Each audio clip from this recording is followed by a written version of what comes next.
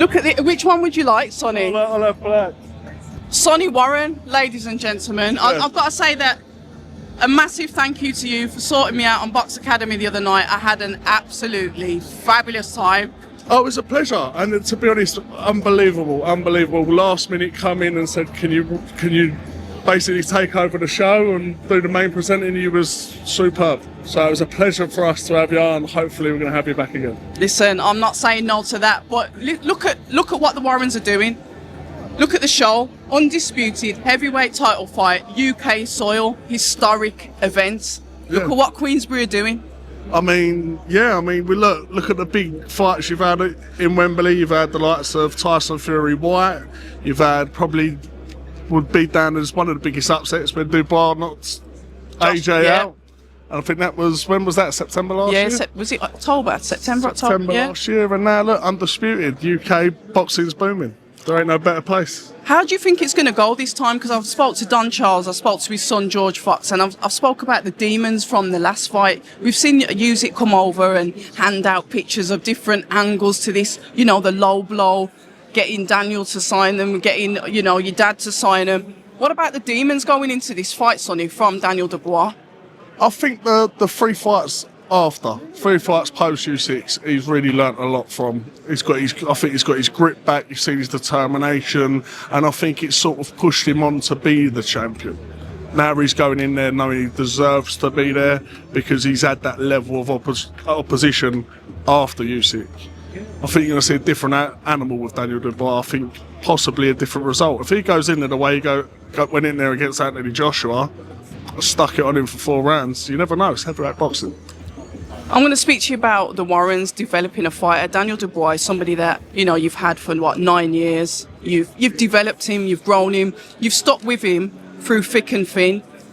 You could have got rid of him and maybe thought, you know what, he's not worth it. That's the man. Frank's the man who had every belief in Daniel Dubois from the start of it. So, to be honest, Frank's the one that's put him up there and knew what he was about, and he's become world champion. So for me, without Frank, any other promoter, you don't know what would happen to Daniel Dubois, but Frank's been in there.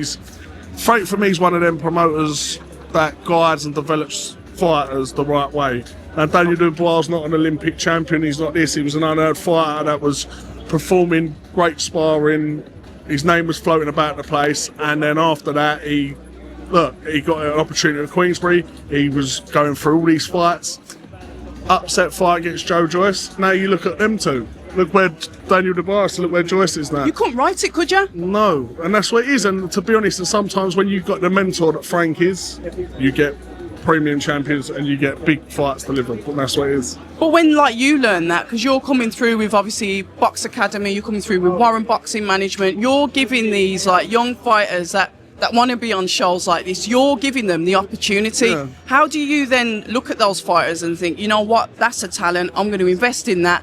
Do you take some of that from Frank, like how to build the fighters? Absolutely. I think it's not just that with Frank. Frank's probably one of the best mentors in boxing. Okay. I wouldn't, even promoter-wise, he's been iconic, Hall of Fame promoter, well deserved. But I think mentoring fighters, getting them to where they need to get, I don't think there's anyone better than Frank in the game. And to be honest, it'd be very hard to fill his shoes going forward. I don't think anyone would have that level of doing that. But I do think that where it comes to what we do, I think we have learnt through the industry, through being around Queensbury, through being around Frank, taking notes, doing everything like that. And we sort of got our own thing now where we know when to put our fighters in big fights, when they're ready for it, when they're ready for step-ups and everything else. And for me, where it comes to our fighters, we don't like just giving them 12 journeymen. Explain that to us. So, look, I think it's all come across where... Thanks, Cougs. I love you, Cougs. It's all right. I wouldn't expect you to do it. I'd expect everyone else to do it, not you. It's all right. He's done it on purpose. Look. I think where it comes through, I said journeyman type things, well, I think during where it's come Riyadh season, everyone wants to get onto these cars. Now, to get on these cars, so you need to take your opportunities. You want to get up the rankings, you want to do everything like that. I think you see the thing with the WBC, what they've brought out, and they're having fighters fight each other. I think it's the right thing to do. I believe that after 7, 8 fights. You've done your sort of apprenticeship in professional boxing. Should be pushing and you should be looking at getting into 50-50s, developing better. And I think when you get to that level, you become a better fighter for that.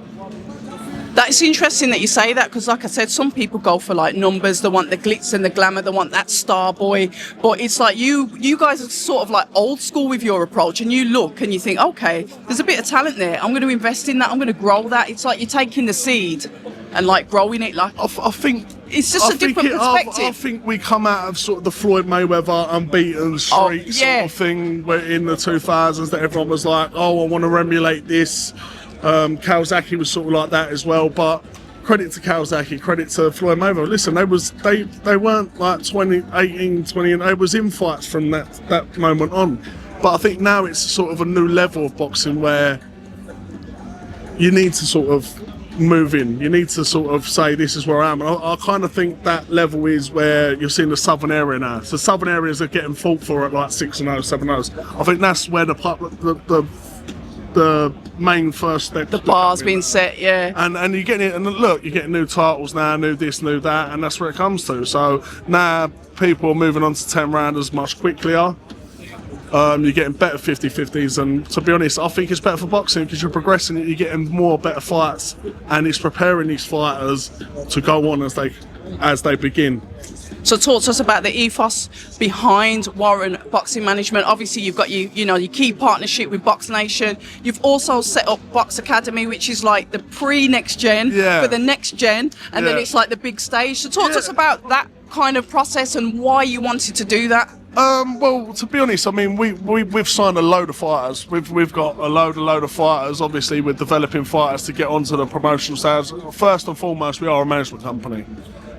For a management company with X amount of fighters, obviously they need to get out, they need to be developed, they need to do everything else. So now we've come along, we've partnered with Trinity Entertainment, we've partnered with Block One, we've partnered with other promoters, and hopefully we're going to have something announced in September that we're going to try and develop for Box Academy that we're working on at the moment. From that, then we're going to make sure that we can develop these fighters better, getting them onto. I mean, our stage as a management thing is to develop the fighters that they're at the level that we can say to Queensbury, Matchroom, Box, anyone to go have them. So ready to go. Open floor. Come and work with us. 100%. And listen, like I think we've developed fighters well. We've got fighters into great title fights on big fight stages. We've got new prospects onto promotional deals, but sometimes we sort of have that relationship with fighters like, well, we're going to sign you, but don't expect to go, right, you're going to be going over to Queensbury over the next 2 fights. Let us do our work. Let us do our job. Like, trust the process that we put you through to get you to that stage, and hopefully most of our fighters have, and most of our fighters are they're going up the rankings, they're going to be in great fights, and then they're going to get the attention of the promoters, and they've done it through the hard work. Finally then, what does it mean to you guys cementing the Warren boxing name in British boxing? I'm very patriotic, I love British boxing, I know it happens all over the world, but making that stamp here, and what does it mean to like the Warren family cementing their name in British boxing? Oh, but listen, Frank's name's been in British boxing history for ages. I mean, listen, you've got to carry it on for another 47 years. If we can achieve a quarter of what Frank's achieved, I'll be happy in that.